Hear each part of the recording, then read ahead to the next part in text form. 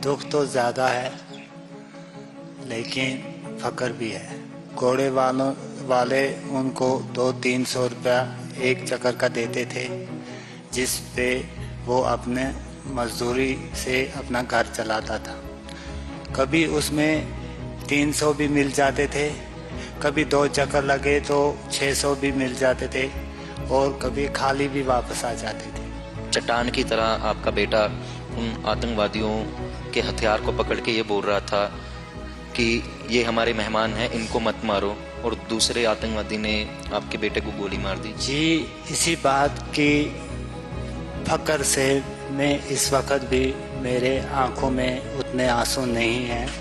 आदिल ने जिन लोगों की जान बचाई, चाहे उसमें हिंदू हो या सिख हो, कोई भी किसी भी किस्म का कोई मज़हब हो, उसने उसकी परवाह नहीं की, लेकिन अपनी इंसानियत और अपने मज़हब का जज्बात दिखा के खुद उनके सामने अपना सीना तार के खड़े हो गए।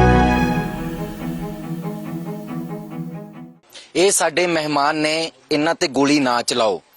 ਇਹ ਬੋਲ ਸੀ ਆਦਿਲ ਸਈਦ ਦੇ।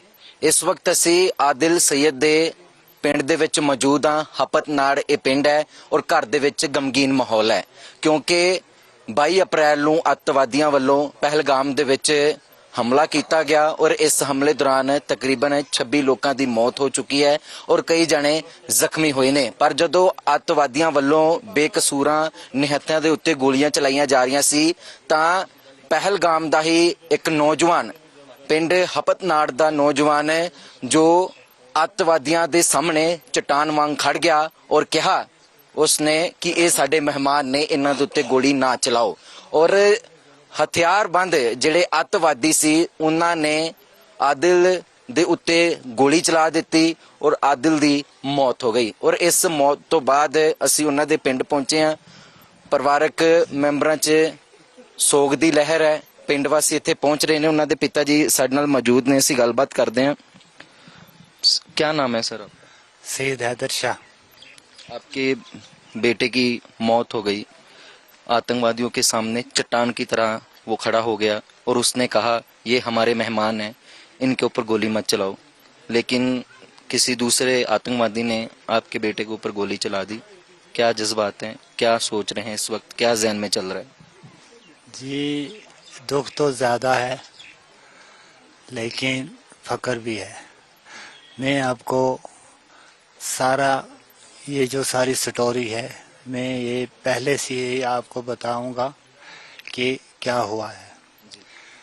जी, जब सुबह आदिल यहाँ से मज़दूरी के लिए निकला तो ये पहलगाम में चला गया। वो घोड़े की मज़दूरी वहाँ पे करता था,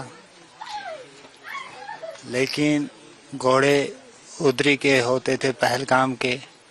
यहाँ के घोड़ों की रजिस्ट्रेशन नहीं थी, तो घोड़े वाले उनको 200-300 रुपया एक चक्कर का देते थे, जिस पे वो अपने मजदूरी से अपना घर चलाता था। कभी उसमें 300 भी मिल जाते थे, कभी 2 चक्कर लगे तो 600 भी मिल जाते थे और कभी खाली भी वापस आ जाते थे।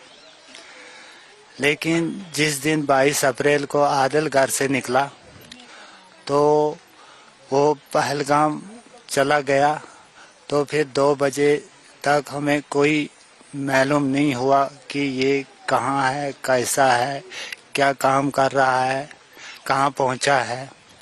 फिर बाद में 2 बजे जब हमने सुना कि वहाँ पे गोलियाँ चल गई और हालात बहुत तेज़ बिगड़ गए, तो फिर हमें बहुत परेशानी हुई। हम इस सोच में पड़ गए कि क्या पता इसका क्या हाल होगा। तो 2 बजे से हमने फ़ोन किया तो फ़ोन का नेटवर्क नहीं आया, जब तक कि 4:30 बज गए और 4:30 बजे तक हम ऐसे ही करते रहे। 4:30 बजे के बाद फ़ोन ऑन हुआ, लेकिन हमने कॉल की और कॉल किसी ने नहीं उठाई, ताकि 7:30 भी बज गए। जब 7:30 बजे तो हमने तलाश की, हम ढूंढने निकले कि हम देखें ये कहाँ है, कहाँ गया, क्या हुआ है। तो फिर हम अशमुकाम थाने पे पहुँचे, जहाँ पे हमने रिपोर्ट भी लिखवाई और हमने उनसे परमिशन लेने की कोशिश भी की, लेकिन उन्होंने हमको परमिशन नहीं दी। तो उन्होंने हमको फिर वापस घर भेज दिया कि आप जाओ, उधर नहीं जाने देते हैं, कल सुबह देखेंगे क्या होगा।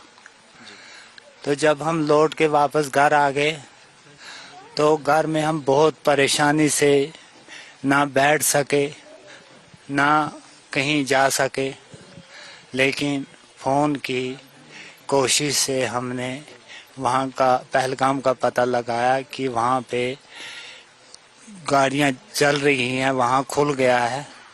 तो फिर हमारे 3-4 बंदे यहाँ से पहलगाम चले गए और उन्होंने पहलगाम हॉस्पिटल में आदिल को देखा, उसकी लाश को देखा। तो फिर उन्होंने जब वहाँ पे देखा तो वहाँ हॉस्पिटल वालों ने इन लाशों को उसी वक्त श्रीनगर में रवाना कर दिया, जिसमें वो 26 लाशें थी और 25 तो बाहर की थी, लेकिन एक आदिल की लाश उसमें थी। तो फिर ये जब श्रीनगर पहुँचे, वहाँ पे इनको रात पे उधर ही रखा गया और सुबह जब हुई तो हमीद शाह के इंतज़ार में इन्होंने इनको 11 बजे तक वहीं सलामी देने के लिए रख दिया। तो फिर 11 बजे बाद उन्होंने लाश को इधर रवाना किया और फिर कम से कम 1-1:30 बजे उसकी लाश यहाँ पहुँची।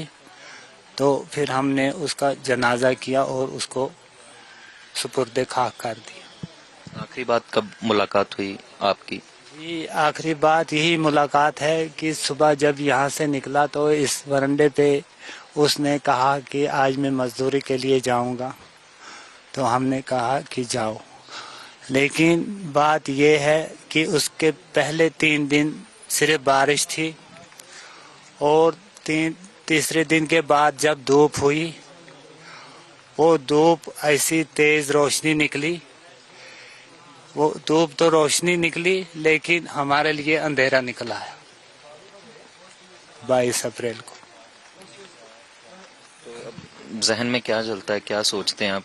और जिस तरीके से चट्टान की तरह आपका बेटा उन आतंकवादियों के हथियार को पकड़ के ये बोल रहा था कि ये हमारे मेहमान हैं, इनको मत मारो, और दूसरे आतंकवादी ने आपके बेटे को गोली मार दी, जब ये बात आपके तक पहुंची तो उस वक्त क्या सोचा आप? जी, इसी बात की फकर से मैं इस वक्त भी मेरे आंखों में उतने आंसू नहीं हैं कि आदिल ने जिन लोगों की जान बचाई, चाहे उसमें हिंदू हो या सिख हो या ईसाई हो या मुसलमान हो, कोई भी किसी भी किस्म का कोई मज़हब हो, उसने उसकी परवाह नहीं की, लेकिन अपनी इंसानियत और अपने मज़हब का जज्बात दिखा के खुद उनके सामने अपना सीना तार के खड़े हो गए।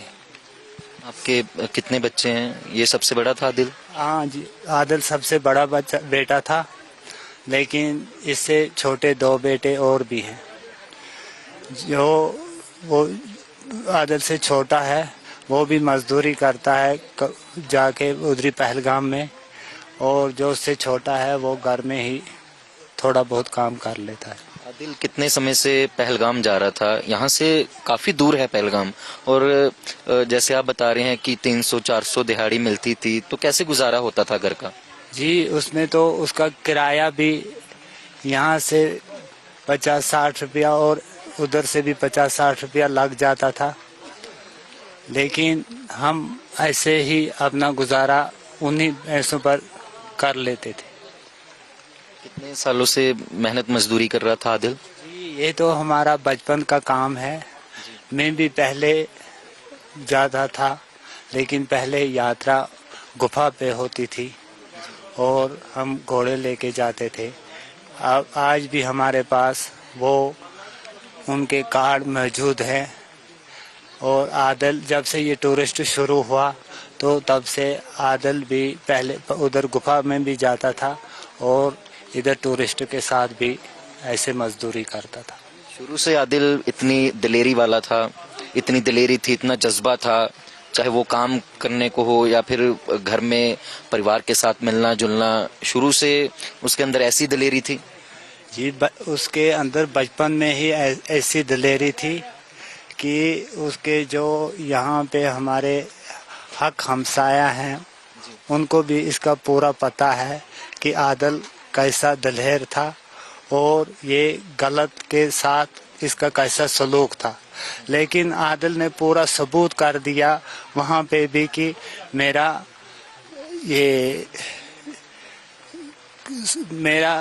क्या सबूत है, पूरा सबूत कर दिया वहाँ पे भी, अपनी दिलेरी का सबूत पूरा कर दिया। घर के हालात इस वक्त कैसे हैं? हम देख रहे हैं कि जो आपके रिश्तेदार हैं आस पड़ोस में जो रहते हैं लोग, वो आपके पास पहुंच रहे हैं, दुख का प्रगटावा कर रहे हैं। जी, अगर चाहे वो हिंदू हो, चाहे वो मुसलमान हो, चाहे वो मीडिया वाला हो या कोई भी इंसान हो, उसने मेरे साथ इसमें शमूलियत की और मुझे भरोसा दे दे के मुझे खुद पूरा विश्वास दे के मुझे उन्होंने आदिल के रोने से बचा लिया। कुछ अपनी तरफ से लोगों को आप कोई मैसेज देना चाहते हो, कुछ बताना चाहते हो आदिल के बारे में, जो अब तक आपने मीडिया के सामने कोई बात ना रखी हो और आप कोई दिल की बात ऐसी बताना चाहते हो? जी, दिल की मेरी गहरी बात ये है कि देखो, आदिल का जो ये कारनामा हुआ है ये तो सब लोगों के, पूरे हिंदुस्तान के और कंट्रियों के सारों के सामने है। इसने क्या किया, कैसा जज्बात दिखाया। तो मैं हर लोगों से, चाहे वो हिंदू हो, चाहे वो सिख हो, चाहे वो मुसलमान हो, किसी भी मज़हब का हो, तो वो ये सोचे आदिल के जज्बात को देखकर कि हम सब इकट्ठा रहें और ऐसा ही जज्बात रखें कि ताकि हम पे और कोई किसी किस्म का ऐसा वाक़ा ना हो जाए। धन्यवाद। धन्यवाद। ਸੋ ਇਹ ਆदिल ਦੇ ਪਿਤਾ ਸਨ ਸਾਡੇ ਨਾਲ, ਜਿਨ੍ਹਾਂ ਦੇ ਨਾਲ ਅਸੀਂ ਗੱਲਬਾਤ ਕੀਤੀ। ਔਰ ਆदिल ਉਹ ਨੌਜਵਾਨ ਜਿਸ ਨੇ ਅੱਤਵਾਦੀ ਹਮਲੇ ਦੌਰਾਨ ਅੱਤਵਾਦੀਆਂ ਦੇ ਸਾਹਮਣੇ ਖੜ ਕੇ ਕਿਹਾ ਕਿ ਇਹ ਸਾਡੇ ਮਹਿਮਾਨ ਨੇ, ਇਹਨਾਂ ਦੇ ਉੱਤੇ ਗੋਲੀ ਨਾ ਚਲਾਓ। ਹਾਲਾਂਕਿ ਅੱਤਵਾਦੀਆਂ ਨੇ ਆदिल ਨੂੰ ਨਹੀਂ ਬਖਸ਼ਿਆ, ਉਸ ਦੀ ਵੀ ਜਾਨ ਚਲੀ ਗਈ। ਔਰ ਇਸ ਅੱਤਵਾਦੀ ਹਮਲੇ ਦੌਰਾਨ ਤਕਰੀਬਨ 26 ਲੋਕਾਂ ਦੀ ਮੌਤ ਹੋਈ ਹੈ, ਕਈ ਜਣੇ ਜ਼ਖਮੀ ਨੇ। ਔਰ ਇਸ ਵਕਤ ਪਰਿਵਾਰ ਦੇ ਵਿੱਚ ਗਮਗੀਨ ਮਾਹੌਲ ਹੈ। ਔਰ ਪਿਤਾ ਦਾ ਕਹਿਣਾ ਹੈ ਕਿ ਸਾਨੂੰ ਫਖਰ ਮਹਿਸੂਸ ਹੋ ਰਿਹਾ ਹੈ ਕਿ ਆदिल ਨੇ ਆਤੰਕਵਾਦੀਆਂ ਦੇ ਅੱਗੇ ਚਟਾਨ ਵਾਂਗ ਖੜ ਕੇ ਇਹ ਨਹੀਂ ਸੋਚਿਆ, ਆਪਣੀ ਜਾਨ ਦੀ ਪਰਵਾਹ ਨਹੀਂ ਕੀਤੀ, ਬਸ ਉਹਨਾਂ ਅੱਗੇ ਖੜ ਕੇ ਕਈ ਲੋਕਾਂ ਦੀ ਜਾਨ ਬਚਾਈ। ਕੈਮਰਾਮੈਨ ਜੱਸੀ ਦੇ ਨਾਲ ਮੈਂ ਅਕਸ਼ਦੀਪ ਸਿੰਘ,